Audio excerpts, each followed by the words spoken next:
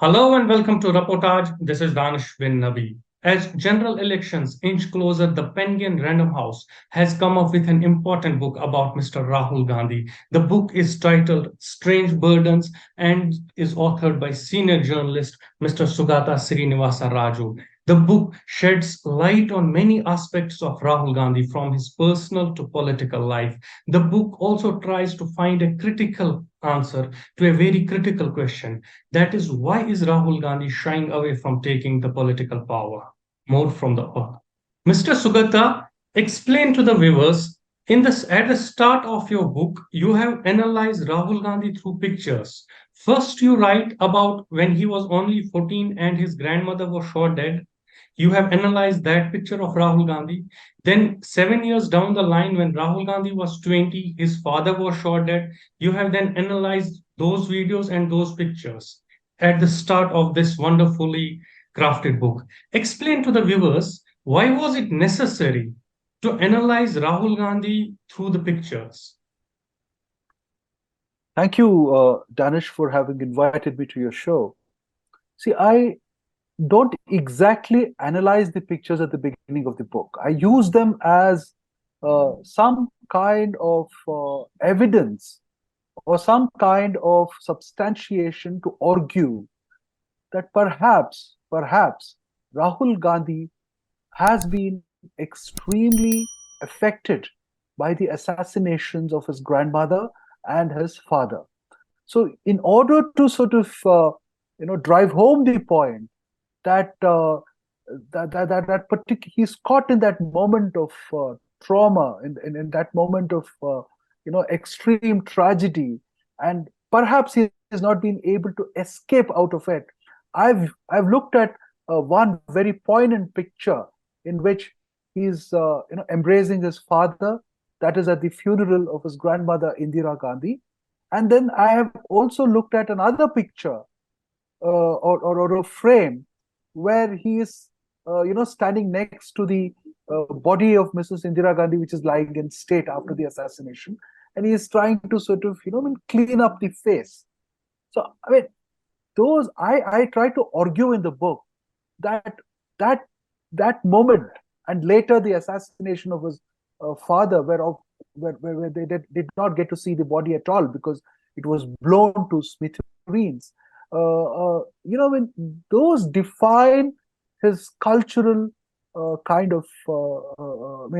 emotional kind of frozen moments, and he has perhaps not been able to escape that.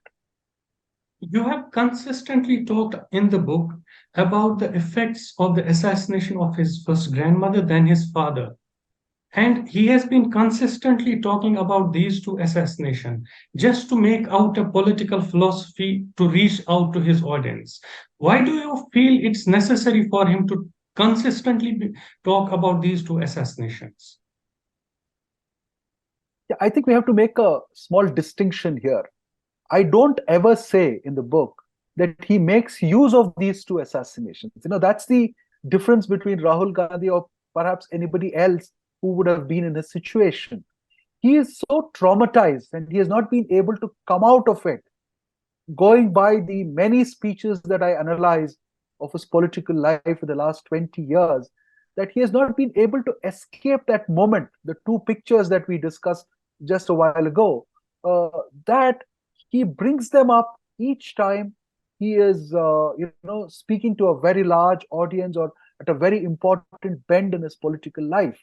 So he is overwhelmed rather than he deploying that to gain political advantage. I don't think he is trying to consciously use it to gain political advantage. If he had tried to do that, then the consequences of it and the kind of narrative he would have built and the kind of rhetoric that he would have used would have been very, very different. But here, I feel that he is too overwhelmed by those events, and he's so caught in their emotional moment, he's so frozen by them that he's unable to escape that whenever he is in a very big political moment, much later, of course, in his life. So it could be when he resigns as the president of the Congress party after the defeat in 2019, or it could be the first time he's becoming the vice president of the Congress party, or it could be at the culmination of the Bharat Jodo Yatra in Srinagar. So he's using, I mean, use is not the, use may have different connotations. He's not exactly using it, but he is overwhelmed by that and he can't escape that. And that, I think, and I may be wrong, happens subconsciously to him. So he's not delivering big political points at all at that point of time, but he's just overwhelmed by his tragedy and his trauma. Completely get your point. You have also analyzed his Srinagar speech during Bharat Jodo Yatra. Again, Yeah. same things, same parallels can be drawn. But again, watching that speech on YouTube, where he talked about the Kashmiri people in the same voice, he talks about the security forces, their families, their tragedies as well. Do you think that was one of the best speeches he gave during his 4 5 month yatra? See, you can look at it as the best speech or the worst speech. There are, you can see, that's the whole thing about it. It depends on where you're coming from. See, for people who have suffered similar tragedies, he comes across as extremely compassionate and empathetic.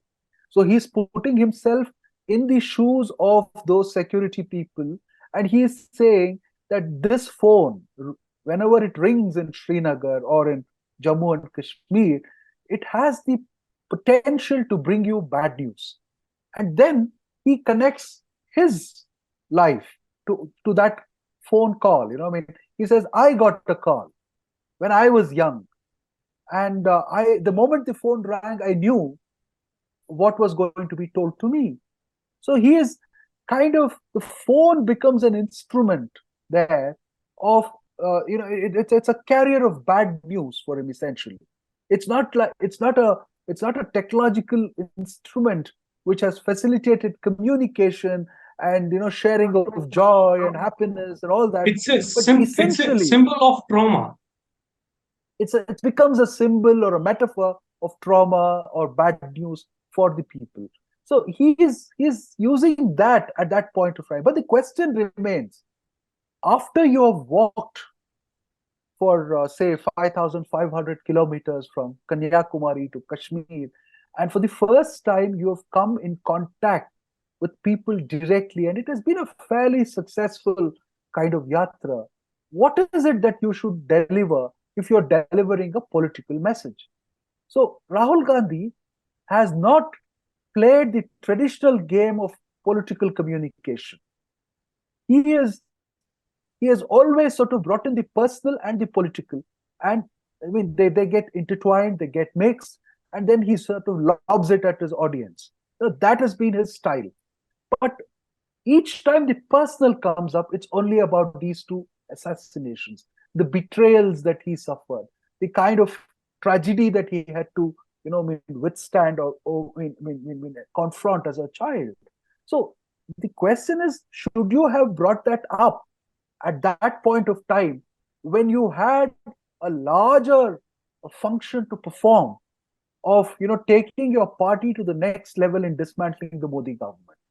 So, did you have to speak about the experiences that you saw, or witnessed or experienced, while you were walking across India, the people, the people's mood, the people's messaging, the kind of intuitive kind of things that you experience when you are in contact with people, and trying to create a political slogan out of that or a capsule out of that.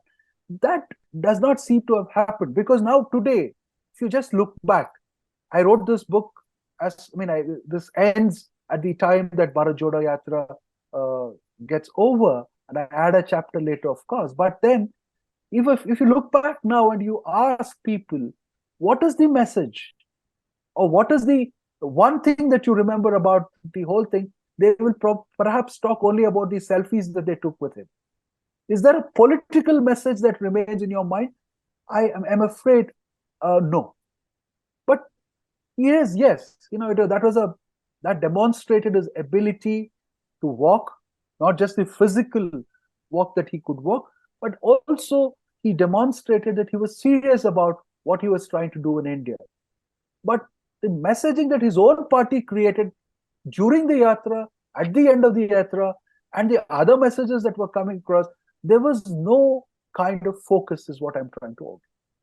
I completely get your point. Let me, as you have done a good research on Rahul Gandhi, I must put this question to you. Mid 2000, 2004, he starts his political career. Then again in mid 2000s, he is the head of Youth Congress. Coming 2013, he tears one of the ordinance of his own government, becomes a rebel. Then comes 14, one of the interviews, prime time interviews, and the Popu image comes up with that interview. From being a rebel till 2017, late 17, 18, how did this all through go down the drain? What basically happened to his image? No, when we are talking about the image is not the person. So we have to be very clear about that. The image is also part of the propaganda that the BJP unleashed.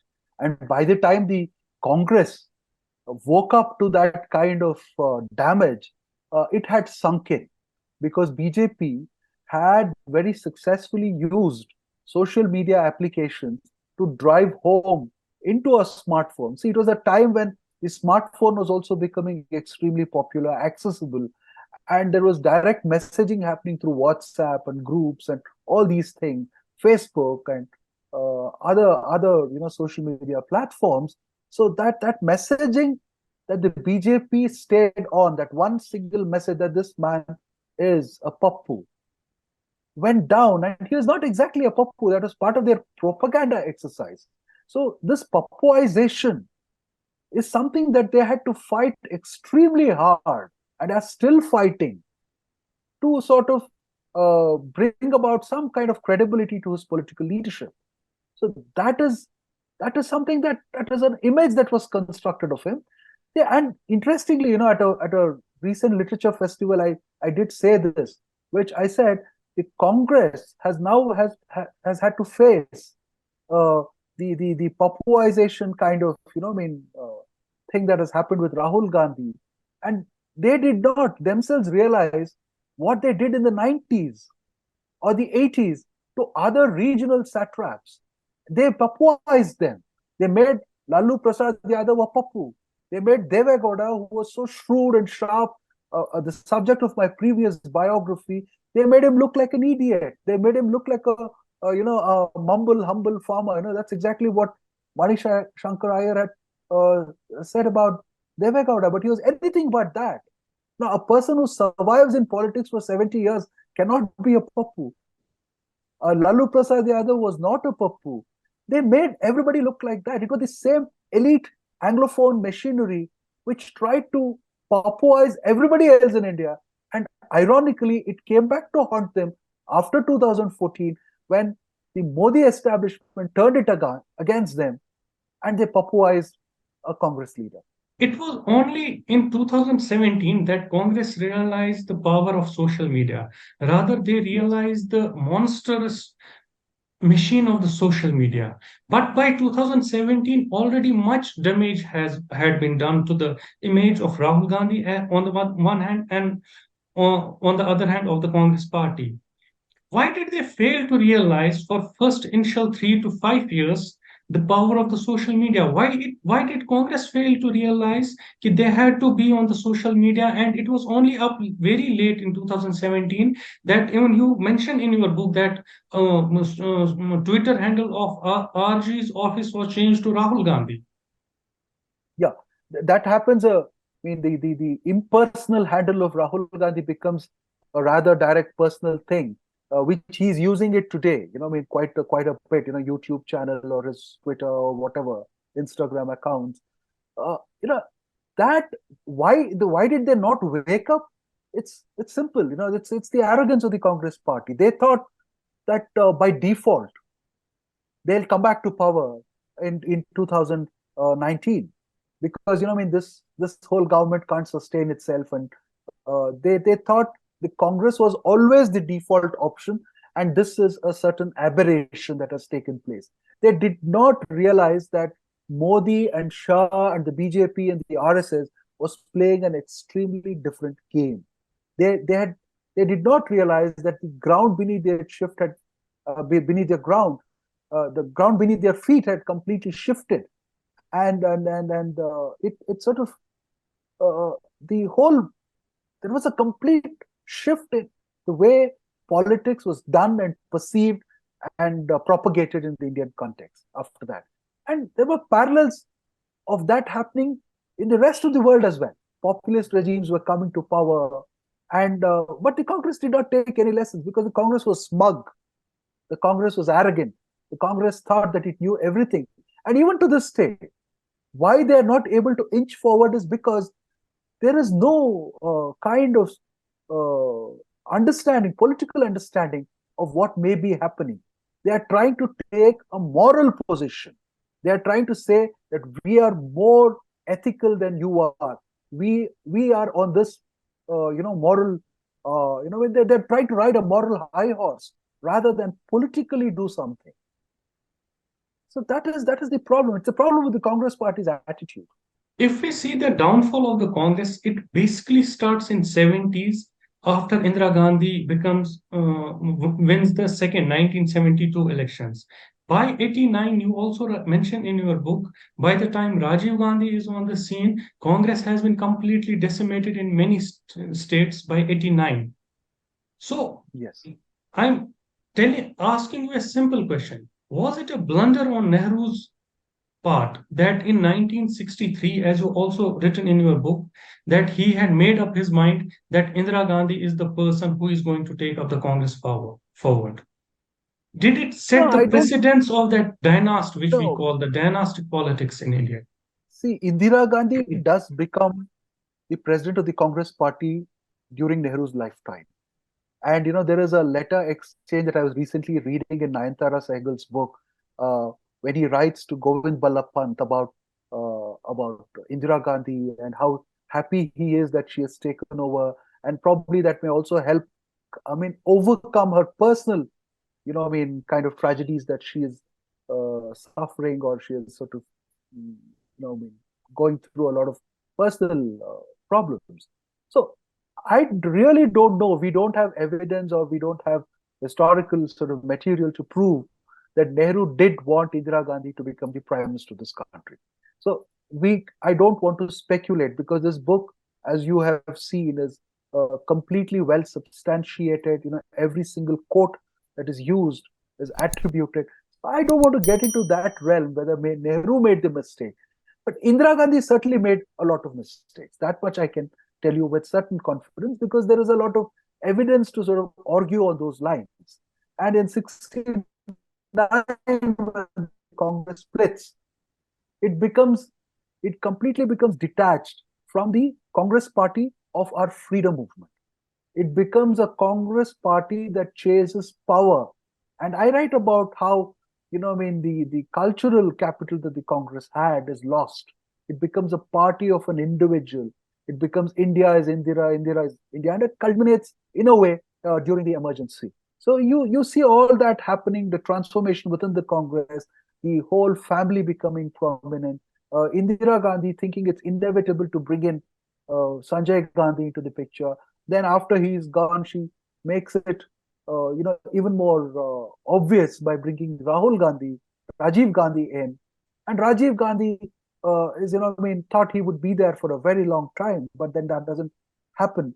And then the Congress Party itself, probably the certain coteries inside the Congress Party, or certain forces inside the Congress Party realizes that the party cannot hold together, or they create that argument. We don't know if it's not been tested ever.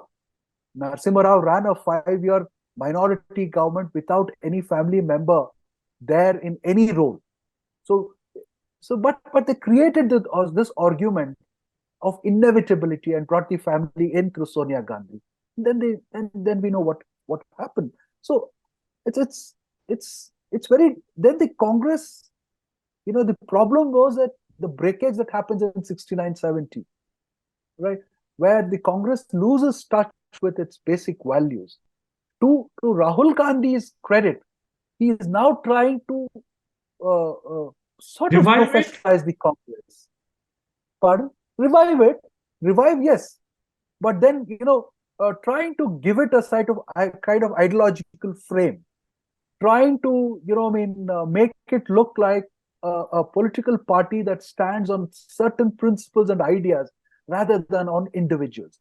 I think that is, even whether he succeeds in reviving the party or not, he has at least tried to do that much, and that is to his credit.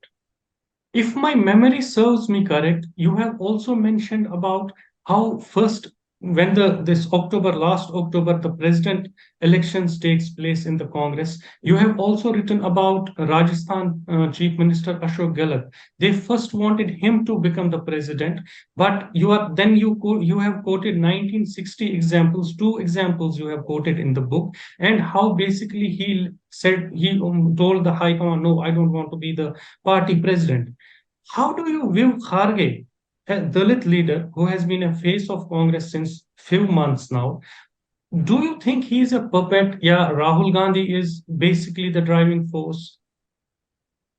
Yeah, I mean, I completely argued for Kharge when he was fighting Shashi Tharoor in the national party elections, and Kharge has completed 1 year, and we have been seeing a lot of commentary around that, and people are saying that he is actually not performed very badly. He's a leader from my state, Karnataka.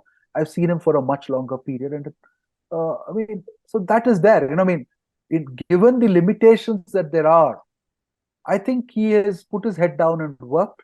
He is sort of the he has been a symbol of the oppressed in this country, and all that is there. But I don't think he has played the kind of radical role that he could have played in reorganizing the organization or asserting himself. He did not even get the CWC that he wanted, or perhaps he did not even have choices. Look at the CWC; it's full of people who are faithful to the family, and there are three people from the family itself. So it was not one. It's not an open. It is not a kind of secret that he is not the complete master of the game, or he is not driving the party the way he would have. Perhaps we don't know. See, it's also unfair to Rahul Gandhi because Kharge himself has not gone out there and said what is his vision for the party. He has just basically, always uh, made an argument for the family. So Kharge himself has not defined what his role would be or what his vision is. So he's allowing Rahul Gandhi to sort of drive him from the behind. And if you look at any handle of the Congress party, or if you look at any newspaper, who gets more coverage? It's Rahul Gandhi who gets more coverage. Who's taken more seriously? Obviously, Rahul Gandhi is taken more seriously. Is Kharge attacked by the opposition more, or is Rahul Gandhi attacked more by the opposition? It's certainly Rahul Gandhi. So that is the perception that exists. And they have done nothing to correct that perception that it is not Rahul Gandhi, but it's actually Mr. Kharge. So And this has been a that is consistent problem with the Congress since last many years. And they are not yes. learning from their mistakes. Yeah, I mean, the Congress has unfortunately not learned much because the Congress is smug, as I told you earlier.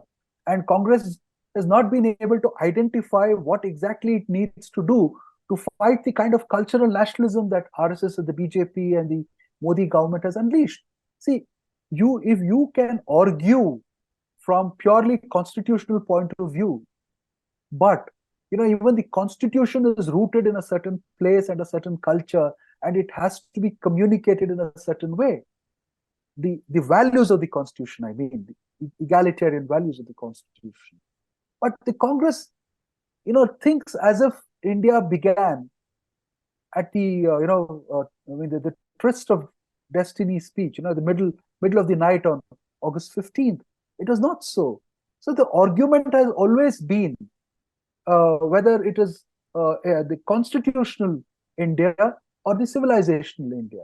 And the BJP has cleverly deployed the idea of civilizational India, which allows you to create a lot of pride, a lot of stories, a lot of twisting, a lot of manufacturing of history. You can do a lot of things there.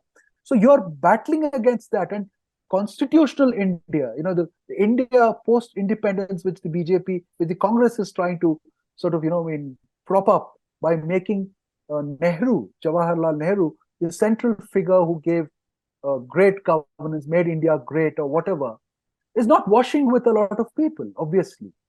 It is people are buying more into the cultural argument, into the civilizational argument. So we should, uh, that argument is not going to go away, even if assume in 2024, Congress party does far well, far better, and comes into power in a coalition. That cultural argument is going to only deepen. It's not going to go away. Like it did not go away with Trump being defeated by Biden. In fact, the whole extreme right wing forces have captured Capitol Hill. Look at what happened yesterday with the Speaker for the House of Representatives being elected. An extreme right chap has been uh, put on the Speaker's chair there. So it's not going to go away. So Congress has to sooner or later reconfigure itself and see what is to be done about these civilizational ideas that the BJP is thrusting into the face of the audiences. One of the major points which Rahul Gandhi did not take up was from 2004 to 2014, when on many instances Manmohan Singh himself, being the prime minister, told him to get into the cabinet. Was it on the part of Rahul Gandhi a bad decision not to taste the power, not to understand the system, not to understand the establishment, not to understand the how basically a government runs, how if he could have come in, he could have seen things from a different perspective. Was it a wrong decision on Rahul on the part of Rahul Gandhi? Yeah, I mean, retrospectively, not accepting an administrative role or a cabinet role in the government was retrospectively looks like a mistake, because he would have learned far more. As you rightly said, his perspectives would have changed. He would have learned to look at things a little differently, because see, government is finally about nuts and bolts, about making policy or managing coalitions or managing your opposition, managing your own colleagues. It's a lot difficult process than just giving speeches and running the party through someone like a Karge. So it would have taught him a lot of other things, which would have been handy. But the most important thing it would have done is that it would have legitimized him in a kind of administrative governance role, which unfortunately they missed. But that is also because of their arrogance. They thought that if someone from the Gandhi Parivar has to become something, it's only the prime minister of this country. There was no, Rahul Gandhi may today speak about this and that and humility and all that. But with Manmohan Singh, and when that thing was happening, I don't think he was exactly that. He was, of course, he has evolved, he has changed, he has arrived at different conclusions, and that should be appreciated. Everybody evolves, everybody makes mistakes, but at that point of time, retrospectively speaking, I think he made a big mistake. Out of this discussion, one important point that comes to my mind, one important word that I must share with you is this word arrogance. This word arrogance, it has crept into their mentality, crept into the party, their leaders. How to get rid of And that's this because of arrogance? privilege. That's because of privilege.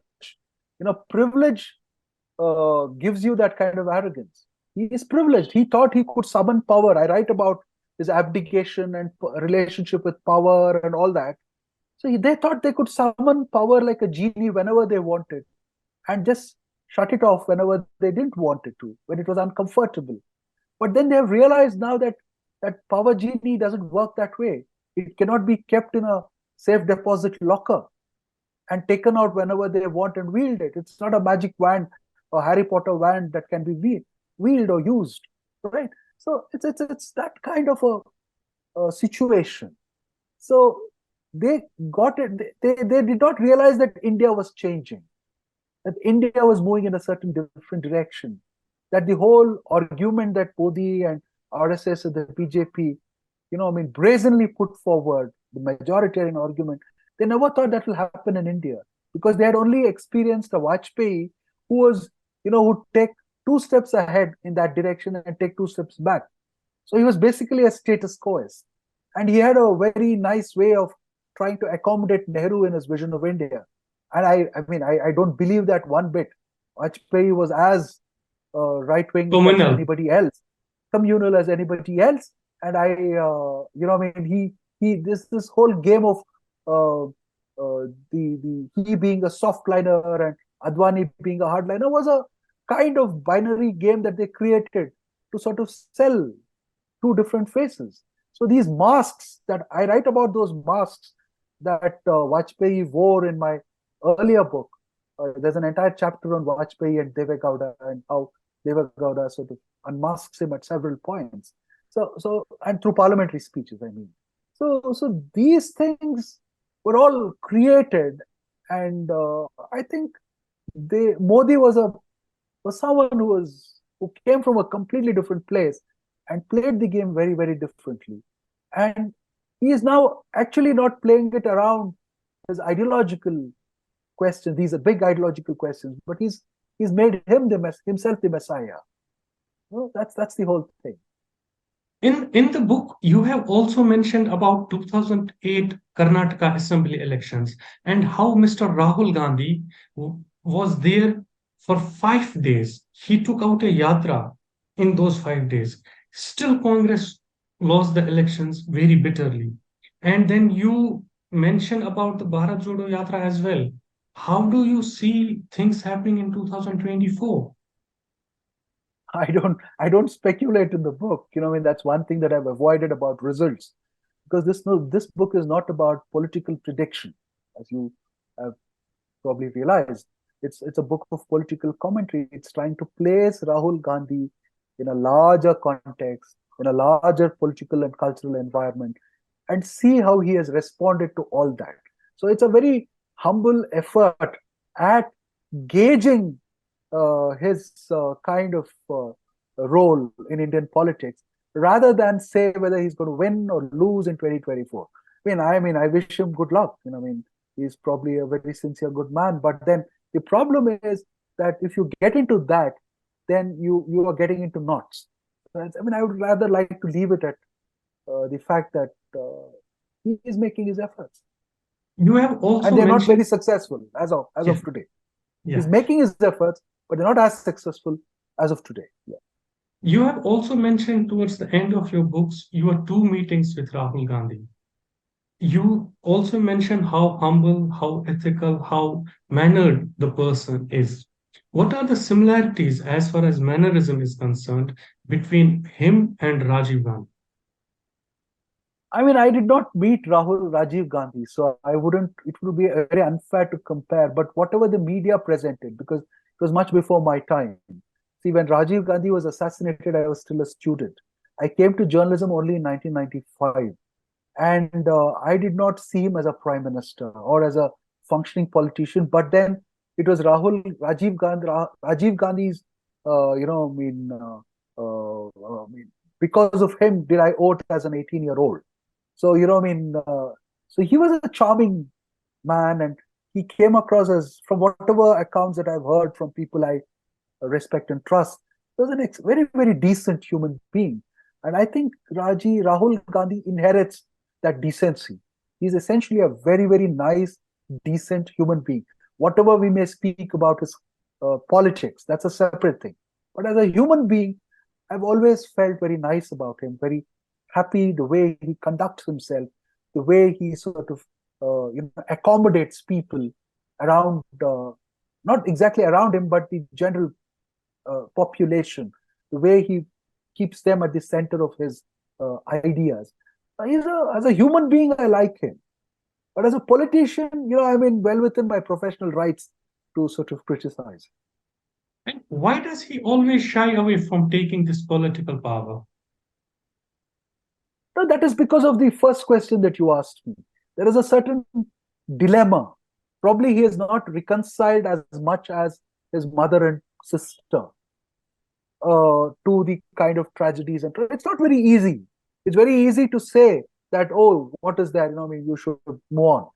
But certain different people react to trauma in different ways.